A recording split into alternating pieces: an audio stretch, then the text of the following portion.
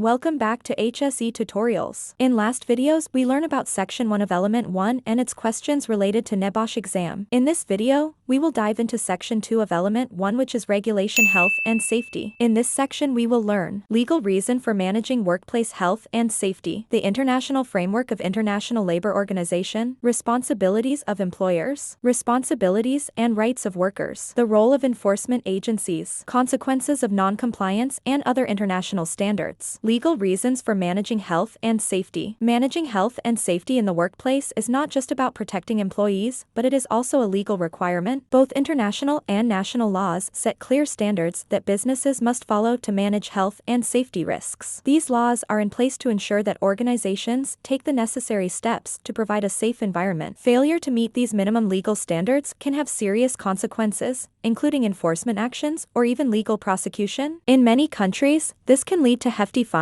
or imprisonment for individuals responsible. So, staying compliant with health and safety regulations is not just important, but it is also essential to avoid legal trouble and protect everyone in the workplace. The international framework. There are no global laws for workplace health and safety. Each country has its own laws to deal with its specific needs, but the core ideas are often similar. The International Labor Organization plays a big role in setting these international standards. Most countries are part of the ILO, and they use its conventions and recommendations to guide their own laws. One key convention is the Occupational Safety and Health Convention C155, created by the ILO in 1981. It provides basic rules for workplace safety at both national and organizational levels. The Occupational Safety and Health Recommendation R164 adds more detailed guidance on how to follow C155. Countries that adopt C155 and R164 then turn these into national law. Both employers and employees have a responsibility to make sure the workplace is safe. Employers provide the tools and systems, while workers must follow safety procedures. The goal is simple: a workplace that is free from risks to health and safe.